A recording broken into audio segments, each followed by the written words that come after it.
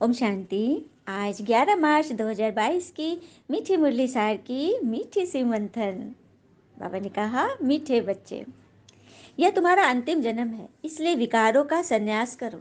इस अंतिम जन्म में रावण की जंजीरों से स्वयं को छुड़ा लो। भगवान कह रही है तुम्हारा अंतिम जन्म है। 63 जन्म के जो हमने विक्रम जमा किए हैं ना, उनको भस्म करने का और सच्चाई का रास्ता, सद्गति पाने का ये हमारा अंतिम जन्म है। इसीलिए विकारों का संन्यास करो। और ये ज्ञान सुना कौन रहा है, यह समझना है। भक्ति में तो हमने साधु संतों से, महात्माओं से, शास्त्रों का ज्ञान सुना, जिसमें बोले क्या कहते हैं, ज्ञान में चलना है, विकार को जीतना है तो घर बार छोड़ना होगा, ये कहे ना वो लोग। शंकराचार्य यही करके तो चले गए, संन्यास ले लिए कि औरत नरक का द्वार है। लेकिन परमात्मा आके क्या बोल रहे हैं, भगवान कह रहे कि घर बार रहते सांसारिकता में आध्यात्मिकता को जोड़ लो। 4 पाँव की कुर्सी में हम बैठते हैं तभी हम सेट रहते, हिलते डुलते नहीं हैं। हाँ, तो ये 4 पाँव क्या है, लेकिन मनुष्य आज 3 पाँव की कुर्सी में बैठे हैं। इसलिए तो हिलते डुलते, छोटी छोटी बात में फंसते, रूठते हैं, अफसोस करते, दुख में जाते, अतीत में रहते। तो ये 4 पाँव है। पहला है स्वास्थ्य, स्वास्थ्य बहुत ज़रूरी है। दूसरा परिवार, ये भी बहुत ज़रूरी है। तीसरा है धन, शरीर निर्वाह के लिए, परिवार निर्वाह के लिए धन भी आवश्यकता है, जरूरी है। चौथा को सबने मान लिया भक्ति। भक्ति भक्ति माना पूजा पाठ, जो कि हम शरीर से कर रहे हैं। तो शरीर से कर रहे हैं, जितनी देर कर रहे हैं उतना ही मिलेगा। मन तो नहीं उसमें लगा हुआ है ना। यदि हम 5 मिनट भी यदि पूजा कर रहे हैं तो उस वक्त ज़्यादा मन में हलचल आता है, ज़्यादा अटैक होता है, ये हुआ वो हुआ ऐसे हुआ, रोना गाना देवता के आगे करते हैं ना।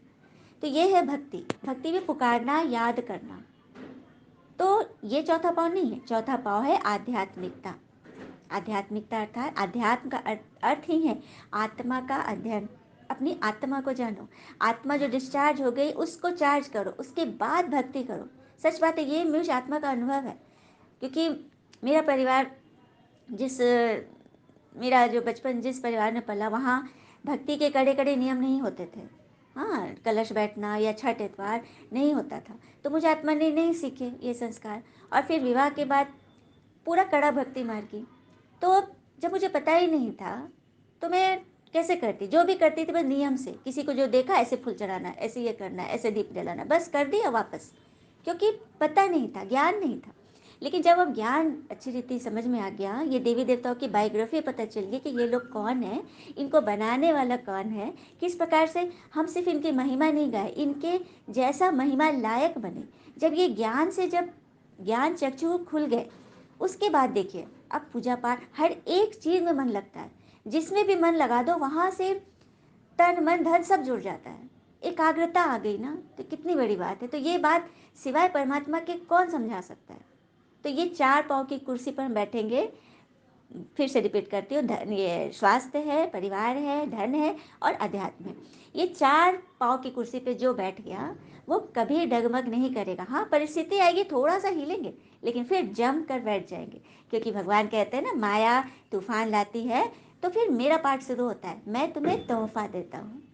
और यह बच्चों के अनुभव है।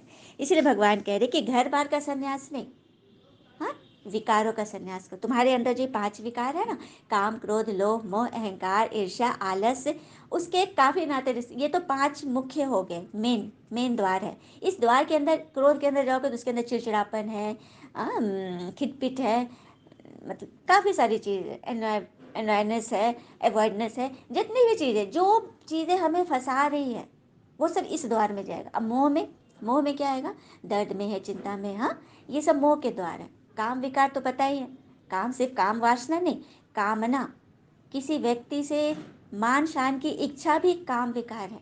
ये परमात्मा ने आकर बताया। कोई इच्छा नहीं रखो, क्योंकि इच्छा हमें अच्छा बनने नहीं देगी। और छोड़, कहते हैं ना, हम सुनते हैं ना दोहा, बिन मांगे मोती मिले, मांगे मिले न भीख। तो कुछ मत मांगो, सूरज के आगे खड़ा हो जाना ही हीट और एनर्जी और लाइट से भरपूर हो जाना है। बस परमात्मा की याद में रहो। उनको पता है, वो हमारे माता पिता बंधु सखा है ना, उनको पता है कि मेरे बच्चे को कब किस चीज़ की दरकार है और इसके लिए कौन सा सही समय है। आप उन पे छोड़ दो ना, जिम्मेवारी उनको दे दो, आपका सारा काम होगा। लेकिन निश्चय चाहिए, निश्चय बुद्धि कि ये ज्ञान हमको कौन दे रहा है। फिर बाबा करे इस अंतिम जन्म में रावण की जंजीरों से स्वयं को छुड़ाओ। तो जंजीर हमने देखा है कई तरह की होती है, रेशम की होती है, सोने की होती है, लोहे की होती है, चांदी की होती है। तो जंजीर ही है ना। हाँ, सोने की जंजीर भी जंजीर है। आप ज्ञान के ललक में भी फंस रहे हो तो वहाँ भी जंजीर है। किसी प्रकार का कोई बंधन नहीं, उससे अपने को छुड़ाओ। प्रश्न है, बाबा का सहारा किन्हें मिलता है? तो जो सच्चे दिल वाले हैं। और कहते भी है ना, सच्चे दिल पर साहब राजी। और एक बात और बहुत सच्ची बात है, परिवार के साथ धैर्य प्यार कहलाता है, औरों के साथ धैर्य सम्मान कहलाता है, स्वयं के साथ धैर्य आत्मविश्वास कहलाता है, और ईश्वर के साथ धैर्य आस्था कहलाता है, निश्चय कहलाता है। तो बस निश्चय बुद्धि विजयंती, सच्चे दिल पर साहब राजी। भगवान के हर डायरेक्शन को फॉलो करो। याद और सेवा का बैलेंस रखने वाले, कर्मेंद्रियों से कोई विकर्म नहीं करना है। आँख नाक कान हाथ, हमें पता है अब किसी को शुगर की बीमारी है लेकिन वो मीठा खाया जा रहा है, तो कर्मेंद्रिया उसके कंट्रोल में नहीं है ना, जुबान जीभ कंट्रोल में नहीं है ना। तो इस तरह से जब अपने ऊपर जब कंट्रोलिंग पावर आएगी, तब हम देह भान से ऊपर आत्मा में टिकेंगे, तब परमात्मा से कनेक्शन होगा। क्योंकि आत्मा का पिता है परमात्मा, शरीरधारी का पिता नहीं है। शरीरधारी के पिता तो हमने हर जन्म में अलग अलग बनाए हैं, परमात्मा आत्मा का पिता है। तो आत्मा वही जो प्रेम सुख शांति आनंद शक्ति ज्ञान पवित्रता में अपने आप को टिका ले। बातें आएंगी उसमें सेकंड में निकल जाए और परमात्मा की याद में खो जाए।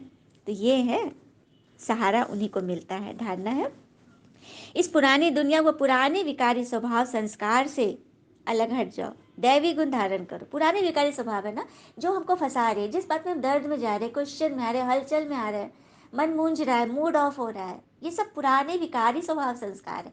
भगवान कह रहे कि सबको छोड़ो ना। अब एक पंछी है डाल को पकड़े हुए कस के, और उसको सभी चाह रहे उड़े उड़े, वो भी चाह रहा उड़ू उड़ू, लेकिन उड़ नहीं पा रहा है। तो एक विद्वान आया, उसने उस डाल को काट दिया। डाल कटा, अपने आप फटफटा के उड़ गया। क्योंकि वो डाल को एक कहानी में था ना, उस बच्चे ने क्या बोला था, मैं तो आदत छोड़ना चाहता हूँ लेकिन आदत मुझे नहीं छोड़ रही है ना। हमें छोड़ना पड़ेगा, एक एक पंख मतलब पंजे खोलने होंगे। चलिए एक और कहानी सुनते हैं। एक बार एक मनीष नाम का लड़का था, इस बार मैट्रिक में वो फेल कर गया, फेल हो गया। बहुत अच्छा था पढ़ने में, लेकिन किसी कारण से दिमाग थोड़ा पता नहीं क्या हुआ, फेल हो गया। उसके बाद तो पढ़ना लिखना ही छोड़ दिया। बोला कि नहीं मैं फेल हो गया, मैं एकदम फेलवर हूँ और एकदम हीन भावना से ग्रस्त हो गया, मैं ऐसा ही हूँ, मेरे साथ भगवान भी नहीं है, कुछ किसी को मानना वानना नहीं ना। अंधेरे गुहा में बैठ गया, घर में किसी से ना बातचीत करना, एकदम डिप्रेशन में जाने लगा। बहुत ज़्यादा तकलीफ हो गया उसको। माँ बड़ी घबरा रही थी, तो उसने टीचर से बात की कि सर देखिए ना मनीष का ऐसा हो गया। अरे वो तो अच्छा बच्चा था, ऐसे कैसे, आप प्लीज़ उसको मेरे पास भेजिए। तो माँ ने बड़ा मुन मनाया, मिन्नती की कि बच्चा सर तुमको बुला रहे हैं, कुछ गिफ्ट देना है उनको। तो बोला अच्छा। किसी तरह से मतलब उदास मन से गया सर के पास। तो सर बोले कि कुछ कुछ इधर उधर की बातें की, फिर बोले कि चलो मैं तुम्हें शरबत बनाता हूँ, पिलाता हूँ। और सर ने शरबत बनाई और उसको दिया पीने के लिए। जैसे एक घुट लिया वो थूक दिया। सर ये क्या किया आपने, इतना ज़्यादा नमक डाल दिया आपने। बोला अरे नमक ज़्यादा हो गया। तो लो मैं फेंक देता हूँ, दूसरा बनाता हूँ। बोलता नहीं नहीं सर, फेंकना कि नहीं, लाइए चीनी का डब्बा, मैं इसमें चीनी ज़्यादा डाल दूंगा ना तो ये बैलेंस हो जाएगा। तो सर बोलते हैं यही बात तो मैं तुम्हें सिखाने के लिए बुलाया हूँ।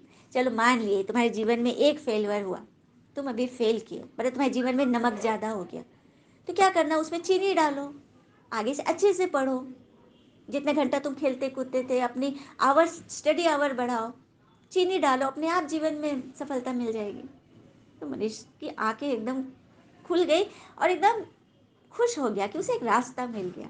तो क्या हमारे जीवन में कभी ऐसा नहीं तुम्हारे जीवन में बहुत ज़्यादा नमक आ गया, हाँ, तो हम ये जीवन हटा तो नहीं सकते। कई आत्मा रोते हुए कहते हे भगवान उठा लो, बहुत कष्ट है। अरे क्यों भगवान उठाएंगे, जब आपका समय निमित्त है उसी समय आप जाएंगे।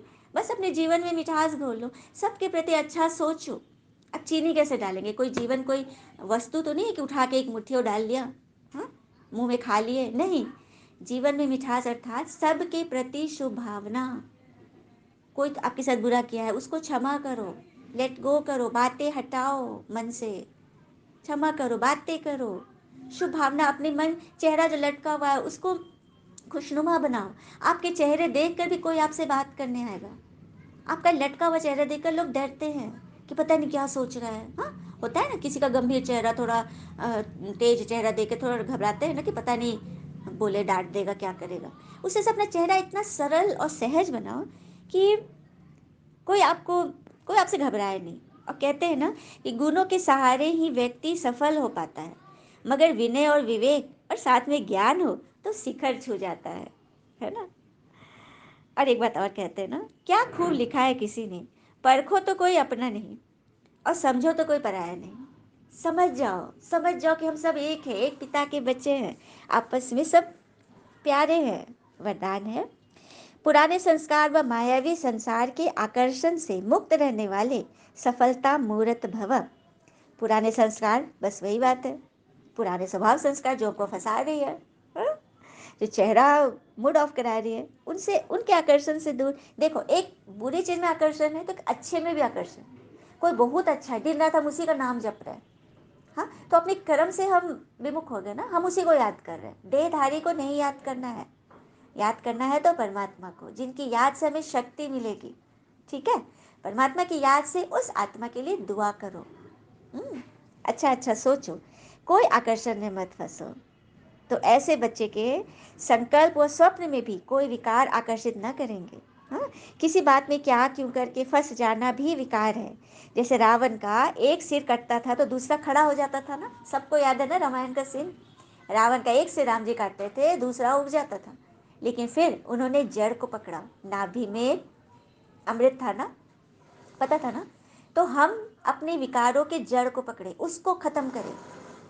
कोई घर में कोई लड़ाई झगड़ा हो गया, उसके जड़ में जाए कि शुरुआत कहाँ से हुई थी, शुरुआत कहाँ से हुई थी। अगर उसके तह तक जाएंगे ना तो लगे अरे ये तो कोई बात ही नहीं था, लेकिन इस बात की खाल निकालते निकालते हम कहाँ तक पहुँच गए। रिश्तों में कितनी दरारें आ गई, कितना घर टूट गया। हाँ, जॉइंट फैमिली तो आज दिखाई नहीं देता है। तो इसलिए उस जड़ को पकड़ो और खत्म करो, भगवान यही चाहते हैं। तो ऐसे बच्चों को माया परेशान नहीं करेगी, नहीं तो माया रूप बदल बदल कर वार करती है। जब आप किसी की बात मन में पकड़ ली ना तो माया तरह तरह से आपको तंग करेगी। तो उस तंग से बचने के लिए अपने विकार को हटाओ, जड़ को खत्म करो। स्लोगन, सबसे लकी वो है जो याद और सेवा में बिजी व आगे रहते हैं। सबसे लकी, लकी बनना है ना, किसी का तो नाम भी लकी है। तो लकी बनना है तो याद और सेवा में सदा बिजी रहो। परमात्मा याद, फोटो की याद नहीं, ज्योति बिंदु परमात्मा की याद, फोटो की नहीं, उनके ज्ञान की याद। बाबा ने आज मुझे क्या बताया, कौन सी कहानी से मुझे समझाया कि जीवन में नमक ज़्यादा हो गया, तीखापन है तो मिठास डालो, अपने मन को मीठा बनाओ। हुँ? तो ये है याद, इस याद में रहोगे तो सेवा अपने आप होगी। और याद और सेवा में जो बिजी रहते हैं परमात्मा उनसे सदैव राजी रहते हैं। अच्छा, ओम शांति। शुक्र मीठे बाबा। और बाबा के प्यारे प्यारे बच्चे, जाते जाते एक और मीठी सी बात, हमें तरल बनना है, सरल बनना है, गरल भी बनना है। क्योंकि गरल का पान, विष का पान किया था ना शंकर जी से, शंकर जी ने। तो कोई विष की बात भी आ रही है तो उसको पान करो, संभालो और सदैव खुश रहो। अच्छा, ओम शांति। शुक्र है मीठे बाबा, वो बाबा के प्यारे प्यारे बच्चे। All is well that ends well. ओम शांति।